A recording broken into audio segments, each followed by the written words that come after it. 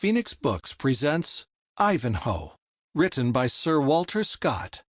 This performance by David Warner is copyright 2014 Phoenix Books.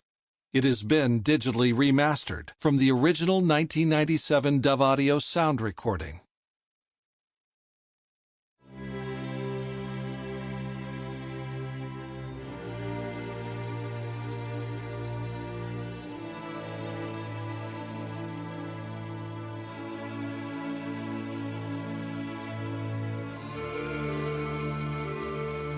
In that pleasant district of merry England which is watered by the River Don, there extended in ancient times a large forest covering the greater part of the beautiful hills and valleys which lie between Sheffield and the pleasant town of Doncaster.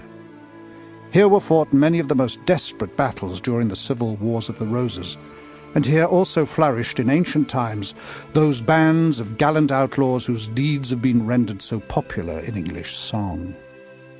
Such being our chief scene, the date of our story refers to a period towards the end of the reign of Richard I, when his return from his long captivity had become an event rather wished than hoped for by his despairing subjects, who were in the meantime subjected to every species of subordinate oppression.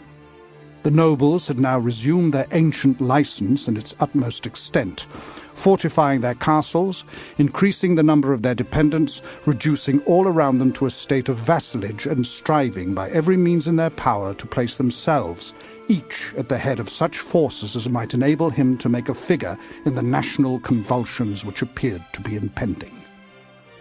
The situation of the inferior gentry, or franklins as they were called, who, by the law and spirit of the English constitution, were entitled to hold themselves independent of feudal tyranny, became now unusually precarious. If, as was most generally the case, they placed themselves under the protection of any of the petty kings in their vicinity, accepted of feudal offices in his household, or bound themselves by mutual treaties of alliance and protection to support him in his enterprises, they might indeed purchase temporary repose. But it must be with the sacrifice of that independence which was so dear to every English bosom, and at the certain hazard of being involved as a party in whatever rash expedition the ambition of their protector might lead him to undertake. A circumstance which greatly tended to enhance the tyranny of the nobility and the sufferings of the inferior classes, arose from the consequences of the conquest by Duke William of Normandy.